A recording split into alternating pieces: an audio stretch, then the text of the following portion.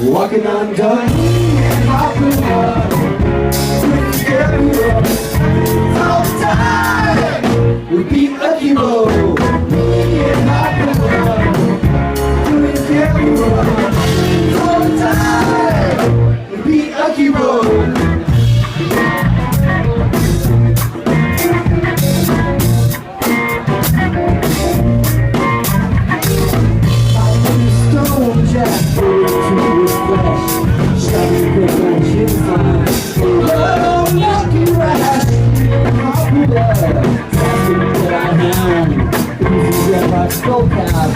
Coming to your town, looking right down.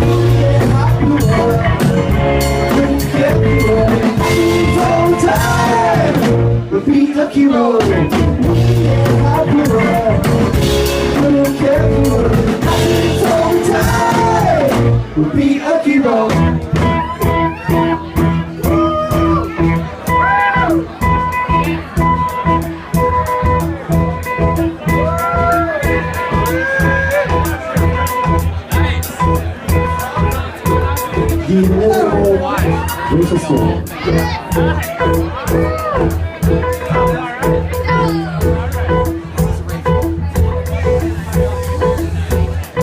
Pages 1 through 369. How you guys doing? So I would like to dedicate this story to two of my dearest friends, the newlyweds, Brett and Anyana McCollum, freshly back from the give it up for Brett and Anyana! But we all know that this story is not about Brett and Anyana. It's about a boy and his cat and a dog. Are there any dog people in the house? Dog people, give it up! Whoop, whoop. And are there any cat people in the house? Can I get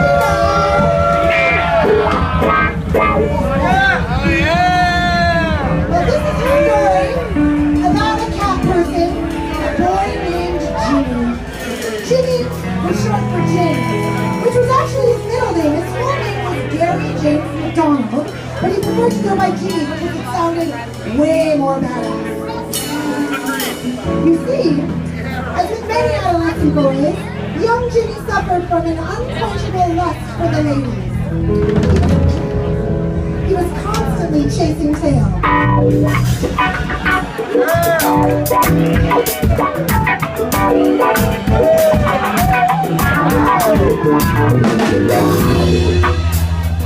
He had a ravenous appetite for pussy. That's why people, Jimmy was a nutbag. His brain was ruled by his balls. As adolescent boys, he expressed lust and his fantasies of realizing it by filling his room with posters of spicy hot bitches.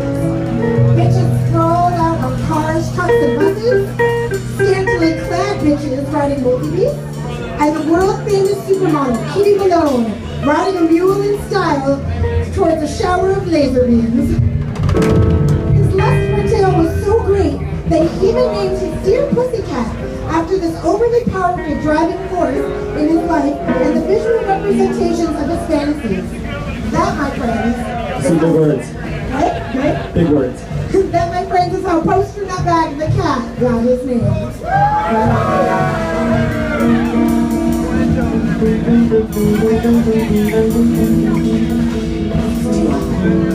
At first, Jimmy would try to take his mind off the heaviness of his lust by devoting his attention to his cat. Every night when Jimmy got into bed, Poster Nutbag would crawl up in his lap, get cozy, and the petting would begin. Jimmy would start by gently stroking Poster Nutbag's soft fur, and Poster Nutbag would purr with delight. But inevitably, Jimmy's thoughts would trail from his pussycat to the kind of pussy that monopolized his thoughts. And while fantasizing about Vanessa, Tilly, Mary, and Grace, without paying attention, the petting would get heavier and heavier, and he would stir Poster Nutbag's fur harder and harder and faster, and Poster Nutbag would wiggle and squirm and roll, and his teeth would turn up, and he would cough.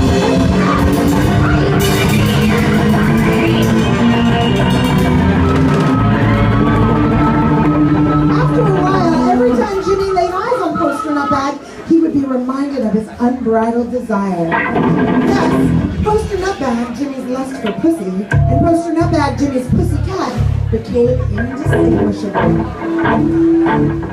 The problem with horny young boys is that they are very concerned with getting laid as soon as possible, and not with making themselves more interesting, well-read, in shape, emotionally intelligent partners as they grow from adolescence to manhood. Because of this, as Jimmy grew up, he did not have a lot of confidence in what he could offer a woman, or much awareness of what he wanted in a woman besides her body. Even when he had some success with one lady, he was never satisfied. He would always desire more spice in his life, and would bring the imagined potential of the future to the reality of the present. Poster Nutbag's lusty spell ruled Jimmy's life, and led him to date some less than optimal women over the years. Some were hot but not very intellectually stimulating, like Susie Greenberg, who despite her profound artistic talent, relied on silence to make her seem more interesting. Jimmy needed someone with better conversational skills. Some were unable to be honest about their emotions, like Esther, who could only communicate her feelings through puppets. Jimmy learned that he desired somebody who wasn't afraid to tell him how she felt. And why were there always angry mobs of people chasing after his dates?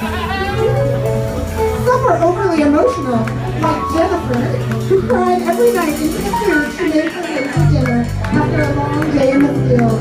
He offered to change her light bulb, but she said, "Don't worry about me, I'll just dance here in the dark." Jimmy desired someone who recognized her own self-worth.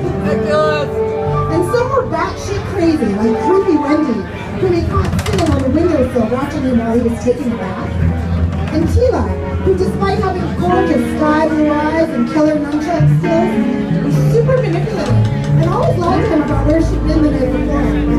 Jimmy suspected she was seeing someone else. While each of these relationships was not fully satisfying to Jimmy, it was through these experiences that he learned a little more about what he was looking for, and his self-confidence slowly started to build. What he now craved even more than hot sex with many bitches was a life partner who was not only hot in bed, but also talented, smart, hardworking, creative, emotionally intelligent, honest, sassy, and beautiful inside and out. But he couldn't shake that cat. While Jimmy was becoming more mature and interested in the whole package, Poster Nutbag was still seeking just one thing: lots and lots of pussy. No matter how much Jimmy tried to be committed to the lady in his life, Poster Nutbag would scratch him to dissatisfaction and send Jimmy with the most hot lunch to devour. Jimmy began to wonder if he could ever get his lust under control. He needed some space. Poster Nutbag was with him all the time, but his kryptonite was dogs. Therefore, even though he wasn't much of a dog person, Jimmy would find refuge in his daily walk to the dog park. And while his lust never took a break, Poster Nutbag would stay home. Jimmy was sitting at the dog park one day, playing bass guitar, and writing a song about the woman of his dreams. Suddenly he heard a voice, a beautiful voice. It was as if an angel on crack was singing along with him. He looked up. Jimmy laid his eyes on a creature he had never seen. A creature with spice, with attitude, the sassiest dog in the park. Her hair was black, her eyes were wide and sparkling, and around her neck she wore a bedazzled collar with her name, Harpua. She licked him up and down, she barked, she sniffed his butt, and she smiled. Goosebumps erected from Jimmy's skin. Butterflies filled his stomach. That's right, Harpua was the sexiest bitch Jimmy had ever seen. He was smitten. Jimmy looked around for Harpua's owner, but Harpua laughed deeply. The meanest bitch in town did not need an owner. She was the queen of the dog park. When she barked, all the dogs gave her their full attention. For weeks, Jimmy came back to the dog park to visit with Harpua, and every night he went home to post her nutbag. We could smell the canine on Jimmy's hands. A hairball of jealousy slowly began to build when poster nutbag stroked. Harpua was intrigued by Jimmy's good looks and awesome musical talent, but she didn't trust him. She could sense that something wasn't right with Jimmy. She could smell the pussycat on him. Harpua did not have a lot of patience for cat people. Some cats are so aloof, they couldn't care if you exist. They never bring you at the door or bring you your slippers. They just sleep in your laundry and expect you to feed them and clean their litter boxes. She did not need to date someone who would not appreciate her full awesomeness, who would be looking for the next tail to chase. After all, you can get your mind off your pussy, but you can't get pussy off your mind. Jimmy was terrified, excited, and bewildered by Harpua's mystery, and did everything he could to woo Harpua. He offered Harpua treats, but she flirtatiously barked him away. He offered Harpua, he invited her to play catch. He invited her to hump his leg. He even offered her his big, giant bone. Finally, unsure of anything more he could offer her, Jimmy sat down and put his head in his hands and said, Harpua, I've offered you my whole world.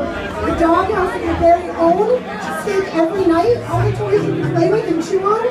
I don't know what else to offer. What do you want, Harpua? And Harpua barked back, what do I want? What do I want? Ha ha ha ha ha ha ha!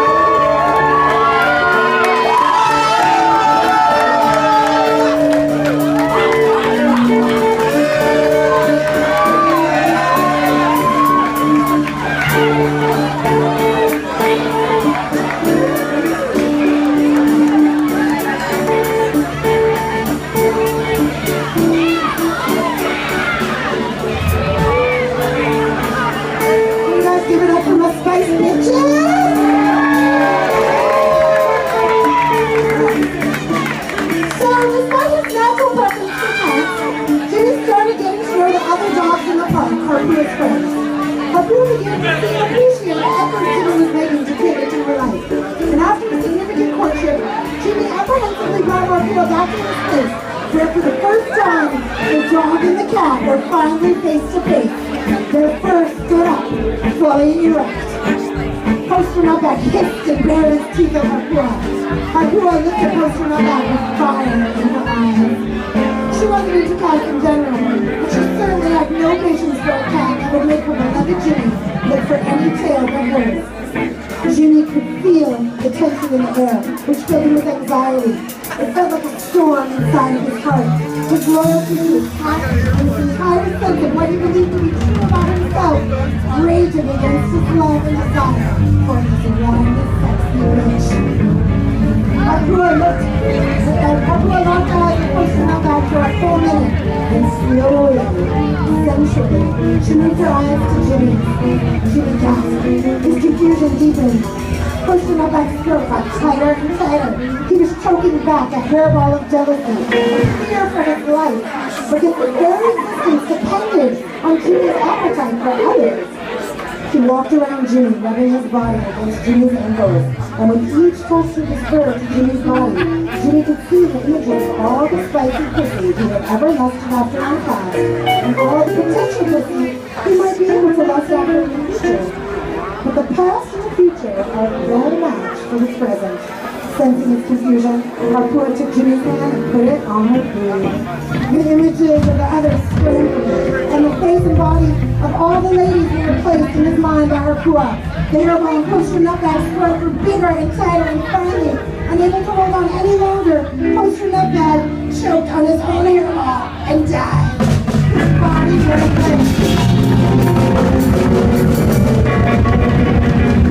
after he died, his influence over Jimmy died too. Jimmy was free! Harpua's presence had killed Poster Nutbag. Jimmy's unending lust for spicy pussy, and channeled Jimmy's awkwardness to lust only for her. Jimmy was finally fully content to be with just one spicy, scary bitch for the rest of his life. And Harpua's awesome mystery and love were the perfect container for Jimmy to continue to evolve into his crazy self. Harpua and Jimmy were married and lived happily ever after, and from then on, Jimmy was a dog person. But eventually, they got a pet cat, and they named her Snow. Thank you guys so much!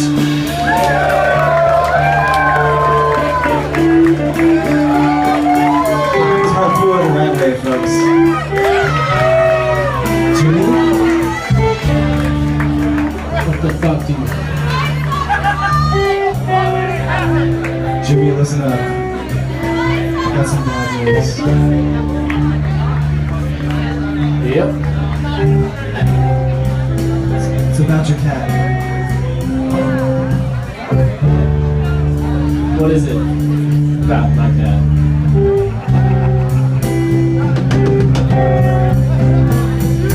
Cat died. Poster is dead. Poster is dead. Poster's so dead. Jimmy, how about a goldfish?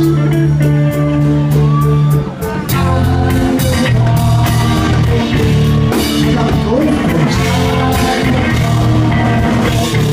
How about a goldfish? How about a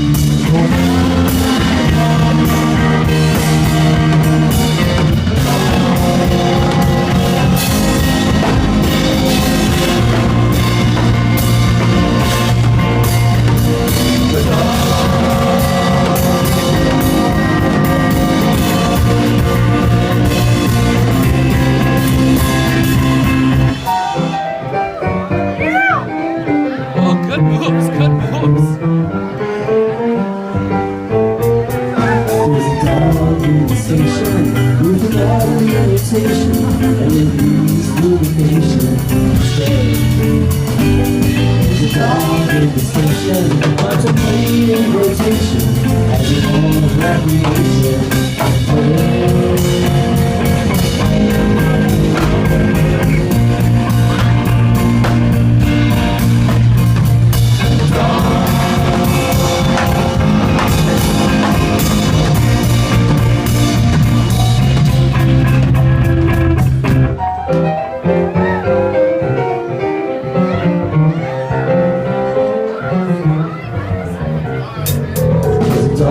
station without reputation.